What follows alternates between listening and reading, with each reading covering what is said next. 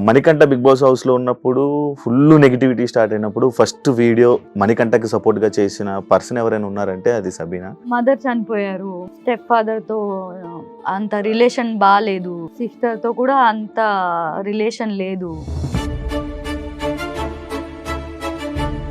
Starting joker అయిపోయాడు, comedian అయిపోయాడు, sympathy start చేశాడు. వీడేదో పొడిచేద్దాం చించేద్దాం అని లోపలికి వెళ్ళిపోతే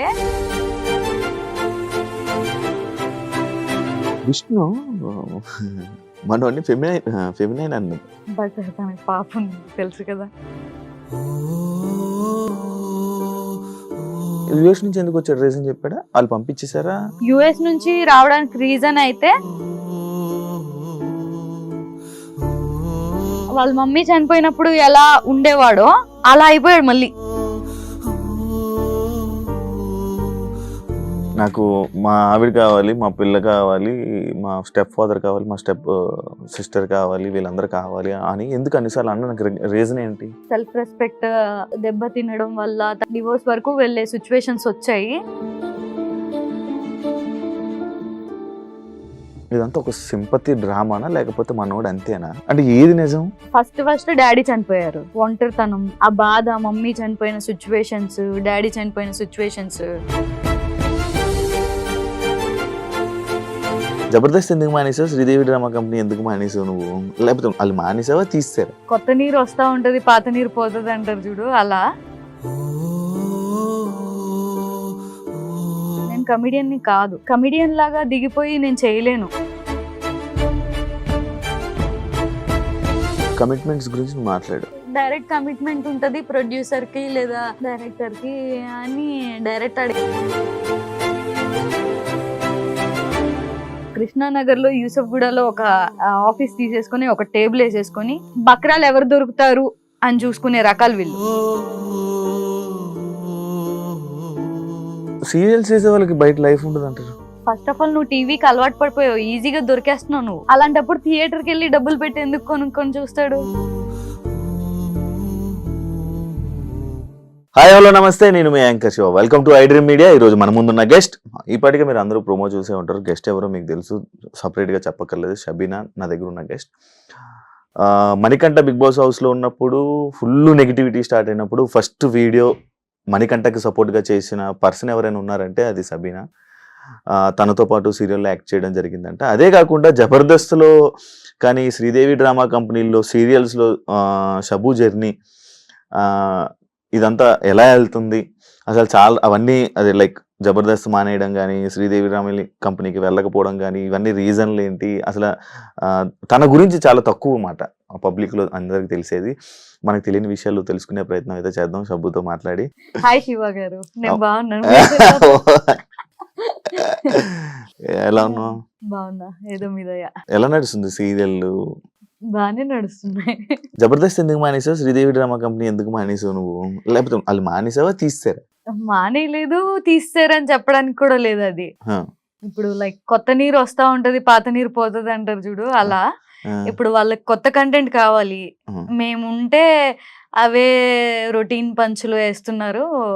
ఇంకా కొత్త వాళ్ళు కావాలి మాకు. ఇన్స్టాగ్రామ్ ఇన్ఫ్లుయెన్సర్స్ ని మీరు చూసారుగా, ఇప్పుడు చేసే వాళ్ళందరూ ఆల్మోస్ట్ ఇన్ఫ్లుయెన్సర్ రీల్స్ చేసుకునే వాళ్ళే ఉన్నారు ఇన్స్టాగ్రామ్ వాళ్ళు. సో వాళ్ళ ద్వారా కొత్త కంటెంట్ క్రియేట్ చేద్దాం, కొత్తది చేద్దాం, రొటీన్ అయిపోయింది అని చెప్పి కొత్త వాళ్ళని తీసుకుంటున్నాం అని చెప్పారు మేము అడిగితే. మరి మళ్ళీ నువ్వు ట్రై చేయలేదా? నేను చేస్తామని అడగడం కానీ అలా ఏం చేయలేదా నువ్వు? లేదు, వాళ్ళు చెప్పింది నిజమే కదా. ఇప్పుడు నేను కమిడియన్ లాగా దిగిపోయి నేను చేయలేను. నన్ను ఇప్పుడు దాకా నేను చేసింది శ్రీదేవిలో గానీ జబర్దస్త్ లో గానీ ఒక గ్లామర్ పంచ్లు, గ్లామర్ తగ్గ పంచెస్ అవన్నీ చేశాను నేను. నన్ను ఒక గెటప్ వేసి చేయమన్నా కూడా నేను ఎప్పుడు చేయలేదు. సో నేను కమిడియన్ ని కాదు, అందుకని నేను వాళ్ళు చెప్పిన రీజన్ కి యాక్సెప్ట్ చేశా. షబ్బీనా మామూలుగా అమ్మాయిలా బిహేవ్ చేయండి, మొగరాయిలాగా టాంబాయ్లా ఉండవండి చెప్పు మాటలు. నేను అంతే, నన్ను అలానే పెంచారు. నాకు కూడా అలా ఉండడం చాలా ఇష్టం. అబ్బాయిలా ఉండడం అసలు చాలా అంటే చాలా ఇష్టం. అంటే ఎలా, ఎందుకు అబ్బాయిలా ఉండడం? ఎందుకంటే చాలా బెనిఫిట్స్ ఉంటాయి. మంచిగా ఎలా పడితే అలా కూర్చోవచ్చు, ఎలా అంటే అలా డ్రెస్ వేసుకోవచ్చు. ఇలా ఇలా ఉంది. కూర్చోవచ్చు, ఇలా అనొచ్చు, ఆ, మంచిగా ఉండొచ్చు. అందుకే అబ్బాయి ఇలా ఉండడు. కొంచెం ఫ్రీడమ్ ఎక్కువ ఉంటది కదా అబ్బాయిలకి. నీకు అలాంటి ఫ్రీడమ్ కావాలి. నాకు అలాంటి ఫ్రీడమ్ కావాలి. ఏం నచ్చుతుంది అబ్బాయిల్లో నీకు బాగా? మేనరిజమ్స్, ఓకే, కూర్చునే స్టైల్స్, మేనరిజమ్స్ స్మోక్ అది కూడా. అనుకోవచ్చు. సీరియల్స్ లోకి ఎందుకు వెళ్ళావు? నాకు అది అంటే జబర్దస్త్ ముందు సీరియల్స్ చేసావా?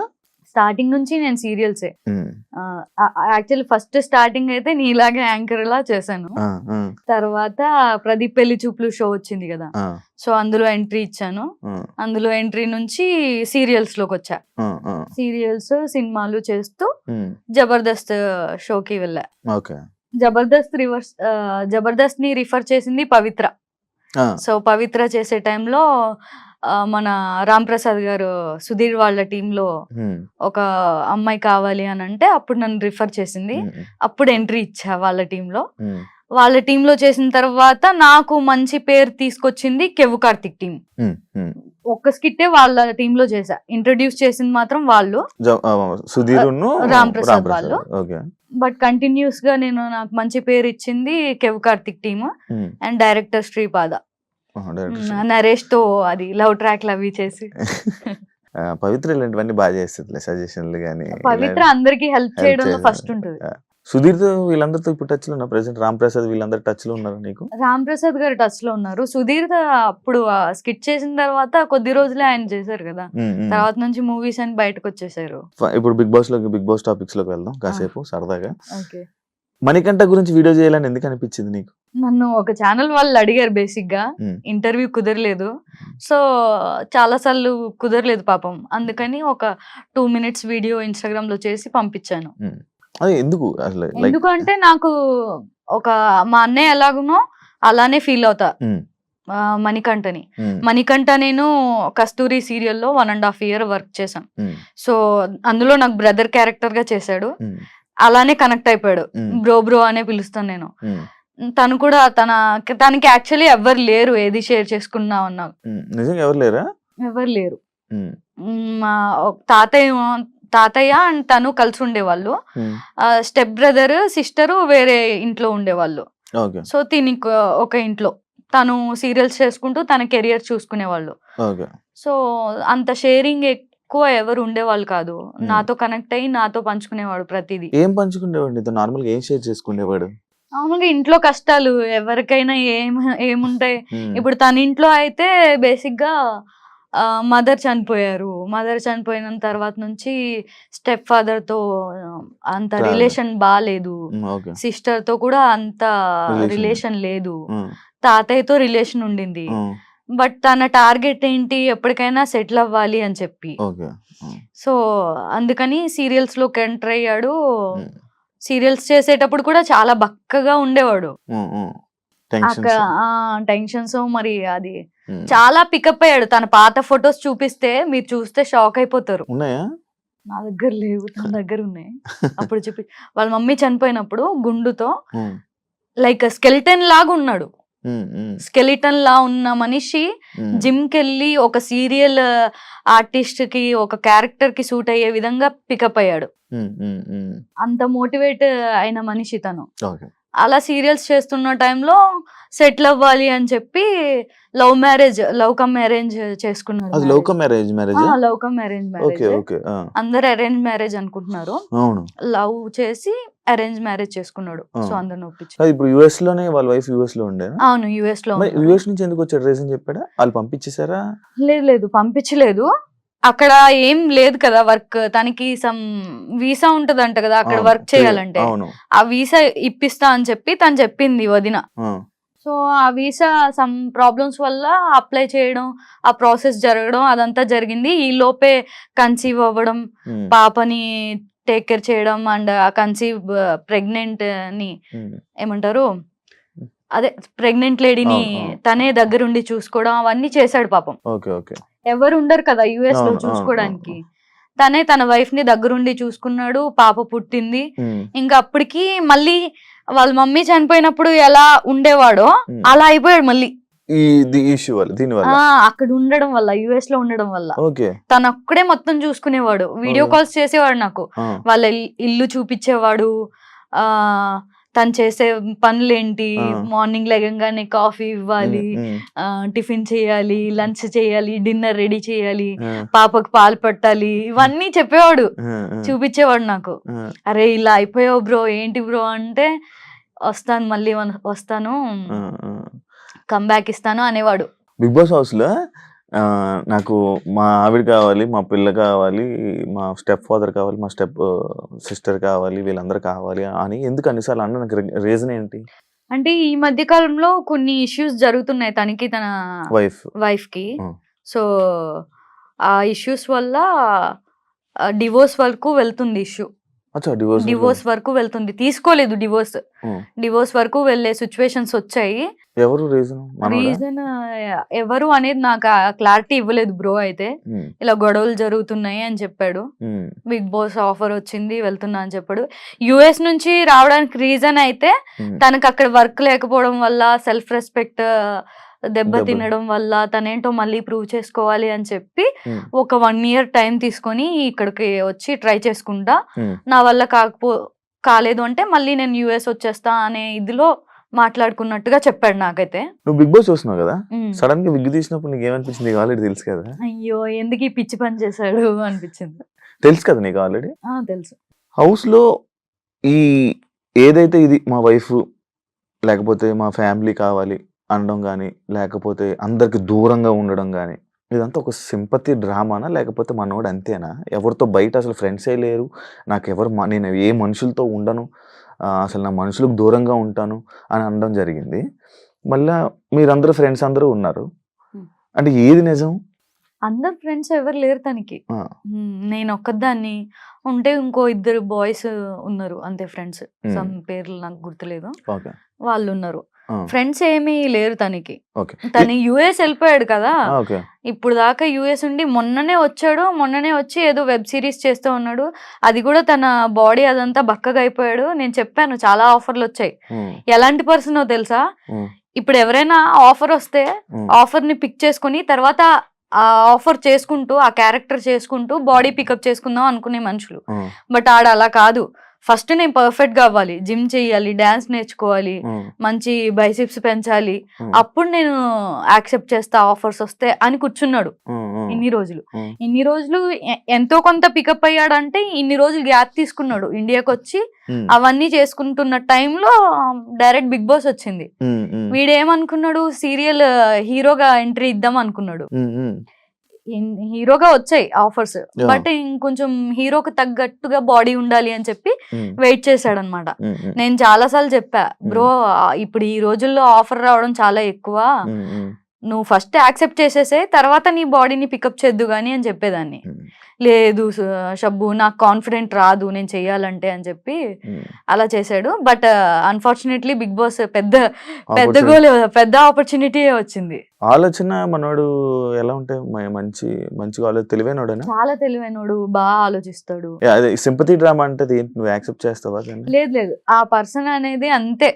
తను మాట్లాడుతూనే కళ్ళల్లోంచి వాటర్ వచ్చేస్తాయి తనకి. చాలా సెన్సిటివ్, చాలా ఎమోషనల్. తను పెరిగిన సిచ్యువేషన్స్ అలా చేసేసాయి తనని. మమ్మీ దగ్గర పెరిగినట్టున్నాడు చిన్నప్పటి నుంచి. మమ్మీ చనిపోవడం, తర్వాత తాతయ్య, ఇంకా చెప్పేవాళ్ళు ఎవరు లేరు. డాడీ ఫస్ట్ డాడీ చనిపోయారు. సో డాడీ లేకపోవడం, మమ్మీ లేకపోవడం, తాతయ్యతోనే ఉండడం, ఒంటరితనం, ఆ బాధ, మమ్మీ చనిపోయిన సిచ్యువేషన్స్, డాడీ చనిపోయిన సిచ్యువేషన్స్, మేబీ వాళ్ళ స్టెప్ ఫాదర్ ట్రీట్ చేసిన సిచ్యువేషన్స్ కూడా అయి ఉండొచ్చు, అవి మనకు తెలీదు. ఫాదర్ టాపిక్ వచ్చింది. మీ ఫాదర్ ఫుల్ బర్త్డేస్ కూడా చేసుకోవు, ఏవి అంత సెలబ్రేషన్స్ ఏమి ఉండవు, ఎప్పుడప్పుడు లోన్ ఫీల్ అవుతావు. ఫాదర్ అనగానే లైక్ ఏ స్టోరీ చేసినా బాగా కనెక్ట్ అయిపోతుంటావు. ఏంది కదా, నాకు చాలా ఇష్టం చిన్నప్పటి నుంచి డాడీ కూర్చి. మా డాడీ అంటే భయం ఉండేది, అండ్ ఆయన అంటే రెస్పెక్ట్, కేరింగ్ అవన్నీ చాలా ఎక్కువ చూపించిన వ్యక్తి నా లైఫ్ లో. సో నాకు చాలా ఇష్టం మా డాడీ అంటే. ఎప్పుడు జరిగింది ఇదంతా? నేను 8th class లో ఉన్నప్పుడు ఆయనకి హార్ట్ అటాక్ వచ్చి చనిపోయారు. సో అప్పటి నుంచి మా అన్నయ్య చూసుకున్నాడు. ఎప్పుడు ఎన్ని ఇయర్స్ అయింది పెళ్లి చేసుకుని? మొన్ననే ఇప్పుడు ఈ నవంబర్ వస్తే 2 years అవుతుంది. 2 years. అప్పుడు సోషల్ మీడియా ఫుల్ సార్ షబీనాకి పెళ్లి బాయ్ ఫ్రెండ్ అని. ఎలా ఉంది ఇప్పుడు? హ్యాపీయా మొత్తం? Super happy. Super happy. ఎన్ని 7 years కదా? 7 years. 7 years. పాప బాబు ప్లానింగ్స్ ఇంకా టైం ఉంది, సెటిల్ అవ్వలేదు కదా. ఇంకా సెటిల్ అవ్వలేదని వెయిట్ చేస్తున్నా. లోటు కనిపిస్తుందా? ఆన్లైన్ లోటు చాలా. ఎప్పుడు కూడా ఆయన లేకుండా ఇన్ని సంవత్సరాలు ఎలా గడిచిపోయాయా అనిపిస్తుంది. చాలా కష్టం డాడీ లేకపోతే. ఒక ఫ్యామిలీ రోడ్డు మీద పడిపోయినట్టే. ఇంకా మా అన్నయ్య చూసుకున్నాడు కాబట్టి మేబీ మా నాన్నగారు ఉండుంటే ఈ ఫీల్డ్లోకి వచ్చేదాన్ని కాదేమో. మంచిగా చదువుకొని మంచిగా సెటిల్ అయిన వాళ్ళకి ఇచ్చి పెళ్లి చేసే వాళ్ళు ఈ పాటికి నాకు 2-3 పిల్లలు ఉండేవాళ్ళు. ఇంత నీకు బిజినెస్ చేయాలని కానీ లేకపోతే వీటి మీద చాలా ఇంట్రెస్ట్ అవును కదా? ఏదో ఒకటి చెయ్యాలి, బిజినెస్ చేయాలి, ఇది చేయాలి. ఒకసారి రంజాన్కి నువ్వు హలీం కూడా పెట్టడం జరిగింది. ఎందుకు బిజినెస్ అంత ఇష్టం? ఎందుకు అంత ఇండస్ట్రీలో ఉండి ఆ బిజినెస్ మీద ఎందుకు వెళ్తూ ఉంటావు నువ్వు? మా డాడీది నాకు కొంచెం మా నాన్నగారి పోలికలు, మా నాన్నగారి మ్యానరిజం అవన్నీ వచ్చేసాయి అనమాట. సో మా నాన్నగారు చేసింది రెస్టారెంట్ మా చిన్నప్పటి నుంచి కూడా. ఫాస్ట్ ఫుడ్ గానీ, morning tiffins, afternoon lunch, even పెద్ద రెస్టారెంట్. సో అది నేను చూసాను, దాంట్లో ప్రాఫిట్ ఎలా ఉంటది, ఇన్వెస్ట్మెంట్ ఎంత ఉంటది అవన్నీ నాకు తెలుసు కాబట్టి నేను హలీంది ట్రై చేద్దాం అని చెప్పి ట్రై చేశాను. సూపర్, మంచి బిజినెస్ పర్సన్ అయితే. బట్ ఏమి నాకు చేత కాలేదు చెప్పాలంటే చేయడం. లాస్ అని కాదు, ప్రాఫిట్ అని కాదు, అలా కవర్ అయిపోయింది. పెట్టినవి వచ్చేసాయి. మూవీ కమిట్మెంట్స్ గురించి నువ్వు మాట్లాడు, ఎక్స్పీరియన్స్ చేసినట్టున్నావు కదా, ఏం దాని గురించి చెప్పు. అంటే స్టార్టింగ్ కెరియర్ లో బేసిక్ గా ఎక్కడైనా ఆడిషన్స్ జరుగుతున్నాయంటే వెళ్ళేదాన్ని ఆఫీస్కి. ఆఫీస్కి వెళ్ళినప్పుడు అక్కడ ఒక డైరెక్టర్, ప్రొడ్యూసర్ ఉండేవాళ్ళు, స్టోరీ చెప్పేవాళ్ళు. చెప్పి డైరెక్ట్ కమిట్మెంట్ ఉంటుంది ప్రొడ్యూసర్కి లేదా డైరెక్టర్కి అని డైరెక్ట్ అడిగేవాళ్ళు. అప్పుడు కమిట్మెంట్ అనే వర్డ్ కూడా తెలిసేది కాదు. అంటే సినిమాకే కమిట్మెంట్ అయిపోవాలని అనుకుంటేదండి, తెలిసేది కాదు. అప్పుడు తీసుకెళ్లిన కాస్టింగ్ డైరెక్టర్ వాళ్ళు ఉంటారు కదా, ఏంటి అని అంటే దానికి మీనింగ్ చెప్పేటోళ్ళు. అమ్మని అమ్మ ఎక్స్ట్రా మంది వేరే లెవెల్ ఉంటది కదా, ఎక్స్ట్రా చేయొద్దు, ఇలాంటి ప్రాజెక్ట్స్ మన దగ్గర తీసుకురావద్దు అని చెప్పి అప్పటి నుంచి మూవీస్ అంటే భయం ఉండేది. బట్ తర్వాత నాకు అర్థమైంది ఏంటంటే, ఏదైతే కమిట్మెంట్స్ ఇలా కాస్టింగ్ కౌచ్ ఉంటుందో వీళ్ళందరూ అడిగిన వాళ్ళు ఇలా చేసేటోళ్ళు ఎవరి సినిమా కూడా సెట్స్ మీదకి వెళ్ళదు. వీళ్ళు ఒక కృష్ణానగర్ లో యూసఫ్గూడలో ఒక ఆఫీస్ తీసేసుకొని ఒక టేబుల్ వేసేసుకొని కాల్ మీద కాలు వేసుకొని కూర్చొని వచ్చిన వాళ్ళని ఇంటర్వ్యూ చేసుకొని బక్రాలు ఎవరు దొరుకుతారు అని చూసుకునే రకాలు వీళ్ళు. వాళ్ళకి కొత్తగా ఇండస్ట్రీ వచ్చే వాళ్ళు ఎవరైనా దొరికారు అనుకో అంతే, ఇంకా బలైపోయినట్టే. అమ్మాయిలు తెలియని వాళ్ళు ఎవరైనా మేబీ ఛాన్స్ వచ్చేస్తుందేమో, ఏదైనా చేసేద్దాం చింపేద్దాం అనుకొని ట్రిప్ అయ్యారంటే అంతే. ఇంకా నేను ఇచ్చే సజెషన్ అయితే అమ్మాయిలకి చాలా మంది అడుగుతూ ఉంటారు, చాలా మందికి ఇలాంటి వాళ్ళు దొరుకుతారు, జాగ్రత్తగా ఉండండి. మన చేతుల్లో ఉంటది మనం ఏం చేయాలి అన్న.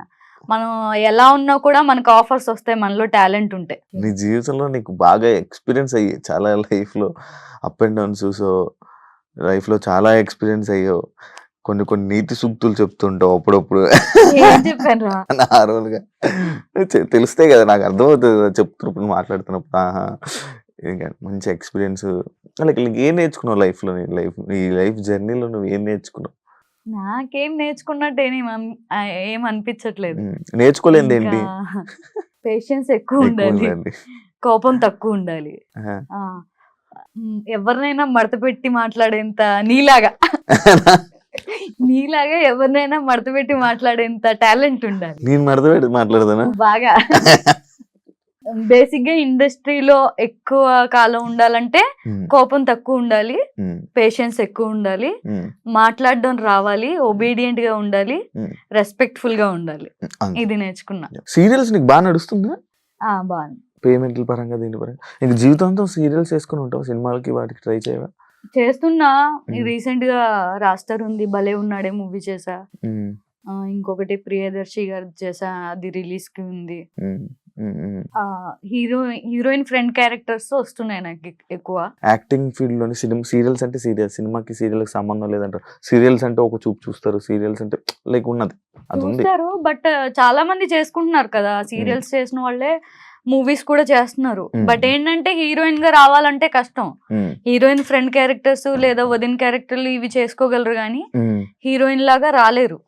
ఇప్పుడు ఎవరైనా సరే ఒక యాంకర్ గా చేసిన వాడు హీరో అవుతున్నాడు అంటే వాడి సినిమా ఖచ్చితంగా హిట్ అవ్వదు, అది ఎంత మంచి స్టోరీ అయినా. నిన్ను టీవీ స్క్రీన్ లో చూసే మనిషిని థియేటర్ లోకి వెళ్ళి చూడాలి అని జనాలు అనుకోరు. ఫస్ట్ ఆఫ్ ఆల్ నువ్వు టీవీకి అలవాటు పడిపోయావు, ఈజీగా దొరికేస్తున్నావు నువ్వు చూడడానికి. అలాంటప్పుడు థియేటర్కి వెళ్ళి డబ్బులు పెట్టి ఎందుకు కొనుక్కొని చూస్తాడు? అంత నాకు తెలిసినంత వరకు వెళ్ళరు జనాలు.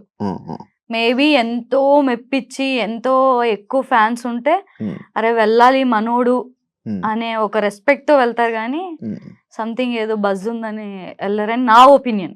మనకంటే బయటకు వచ్చి నీతో మాట్లాడి మళ్ళీ నార్మల్గా ఉంటాడు అనుకుంటున్నా. ఉంటాడా? ఉంటాడు. వాడు నాకు కాల్ చేసేది ఎప్పుడో తెలుసా, వాళ్ళు లోలో ఉండి ఏదో గొడవ జరిగి ఏదో ఇష్యూ అయినప్పుడు చేస్తాడు. ఇప్పుడు హ్యాపీలో ఉంటాడు కదా, మరి నువ్వు గుర్తురావు కదా? గుర్తురాని మేబీ. లైక్ వీళ్ళ ఫ్యామిలీ ఇవన్నీ కలిసే సూచనలు ఏమైనా ఉన్నాయా? ఇప్పుడు బయట వాడికి బట్టలు ఎవరు పంపిస్తున్నారు, అవన్నీ ఎలా, కాస్ట్యూమ్స్ కానీ బయట ఎవరు చూసుకుంటున్నారు? ఆల్రెడీ వాడు డిజైనర్ కి మాట్లాడేసుకొని ఉన్నాడు. వాళ్ళ అక్క గారు మొన్న ఎప్పుడో ఎవరికో స్టేట్మెంట్ ఇది చేశారంటారు, నేనే డబ్బులు ఇస్తున్నాను, వాళ్ళ వైఫ్ డబ్బులు ఇస్తుంది, నేనేమో మణికంఠకి డబ్బులు ఇచ్చి బట్టలు నేనే తీసుకొని పంపిస్తున్నాను, ఏం డబ్బులు కావాలంటే ఆ డబ్బులు నేను ఇస్తాను అని చెప్పి వాళ్ళ ఫ్యామిలీ కూడా బయట సపోర్ట్ గా ఉన్నారని విన్నాను. నిజమా? అది ఎంతవరకు నిజం? అది నాకు తెలీదు. తను చెప్పింది అయితే నాకు డిజైనర్ కి మాట్లాడాడు బట్టల సంగతి, మొత్తం బట్టలు డిజైనర్ చూసుకుంటుంది, ఇన్స్టాగ్రామ్ ఇవన్నీ పిఆర్ ని పెట్టుకున్నాడు. అండ్ ఇంకొక ఫ్రెండ్ ఉన్నాడు సంబంధించిన ఫ్రెండ్, సో వాడు కూడా హెల్ప్ చేస్తున్నాడు. నన్ను కూడా ఏమైనా ఉంటే నా కాంటాక్ట్ నెంబర్ కూడా వాళ్ళకి ఇచ్చాడు, ఏమైనా ఇష్యూస్ అయితే చూడు అని చెప్పి. డబ్బులు పంపించేది తను ఇప్పుడు దాకా ఉండడం కోసం అంటే వదిన పంపించేది. తను 1 year టైం తీసుకొని వచ్చాడు కదా, నేను ఏంటో ప్రూవ్ చేసుకుంటా అని చెప్పి. సో తను జాబ్లెస్ ఇక్కడికి వచ్చినప్పుడు 0. సో వదిన తన రెంట్ కి సంబంధించి అది పాపను వదిలేసి వెళ్ళారు. పాపని వీడే చూసుకున్నాడు. వాళ్ళ ఎవరు వదిన వాళ్ళ అమ్మ నాన్న దగ్గర అండ్ మనీ బ్రో దగ్గర పాప ఉండేది. ఒక 6 months 4 months ఉండింది. మొన్ననే బర్త్డేకి మళ్ళీ వదిన వచ్చి పాప బర్త్డే చేసి ఫస్ట్ బర్త్డే తను తీసుకెళ్ళింది మళ్ళీ. విష్ణు మనోని ఫెమినైన్ అన్నది తెలుసా? అది ఏంటి, దాని గురించి నీ రియాక్షన్ ఏంటి? తన బిహేవియర్ కొంచెం అలా ఉంటుంది కాబట్టి అలా అని ఉండొచ్చు, బట్ తనకు పాప ఉంది తెలుసు కదా, మంచి వ్యక్తి, అలాంటి పర్సన్ ఏం కాదు. అలా ఉంటాడు, పెరిగిన వాతావరణం అలాంటిది. ఇప్పుడు మమ్మీ దగ్గర పెరగడం వల్ల క్యూట్నెస్ అలా ఉండొచ్చు. గేమ్ అంతా చూస్తున్నావు కదా మణికంఠ గేమ్, నీకేమనిపిస్తుంది? ఏమనిపిస్తుంది, బాగా ఆడుతున్నాడు. ఒక ఇంట్లో ఒక చిన్న పిల్ల కొద్ది రోజులు హాలిడేస్ కి బయటికి వెళ్ళిపోతే ఇల్లంతా బోసిపోయినట్టు ఎలా ఉంటది, అలా ఉంటది తను వచ్చేస్తే అని నా ఫీలింగ్. నార్మల్ గా వెళ్ళిన స్టార్టింగ్ జోకర్ అయిపోయాడు, కమీడియన్ అయిపోయాడు, సింపతి స్టార్ట్ చేశాడు. ఏంట్రా విచిత్రమైన బిహేవియర్, ఏంట్రా ఒక అట్రాక్షన్, ఎలా అంటే ఏం వ్యక్తిత్వం అన్నట్టు జనాల నుంచి కామెంట్స్ వచ్చాయి కదా. అంటే ఇప్పుడు బిగ్ బాస్ కంటెస్టెంట్స్ అందరూ కూడా అందులో బక్క పర్సనాలిటీ ఎవరు, వాడి 100% ఇస్తాడా లేదా అనేది ఆట చూసి డిసైడ్ చేయరు. ఫస్ట్ చూడంగానే వీడు వీక్ అని తెలిసిపోతుంది, బక్కగా ఉండి కొంచెం చిన్నగా ఉంటే. సో ఆ రకంగా అందరికి మైండ్ లో ఫిక్స్ అయిపోయినట్టుంది మేబీ. దట్టు ఫస్ట్ డే ఆయన డైరెక్టర్ గారు వచ్చి ఎలిమినేట్ చేశారు కదా, వీడు ప్రాంక్ చేస్తున్నారా ఏంటి అని ఆలోచించకుండా టెన్షన్ పడిపోయాడు కదా పాపం.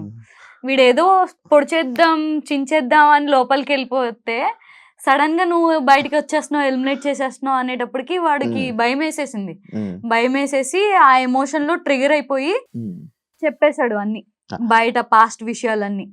నేను అప్పటికి చెప్పి పంపించాను శివ, అస్సలు ఏడవద్దు, ఏడిస్తే అస్సలు నచ్చదు జనాలకి, పాస్ట్ గురించి అస్సలు చెప్పకు, పర్సనల్ విషయాలు అస్సలు షేర్ చేయకు, స్ట్రాంగ్ గా ఉండు, పాయింట్ మాట్లాడు అని చెప్పి పంపించా.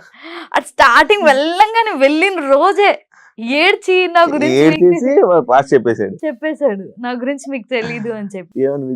అబ్బాయి అనుకున్నా. ఇంకా అంతే, అతను అలానే ఉంటాడు. బట్ అది రియల్, తన లైఫ్ లో ఏదైతే జరిగిందో అదే తను చెప్పాడు. బట్ ఎవరైనా ఫీల్ అవుతారు ఆ టైంలో,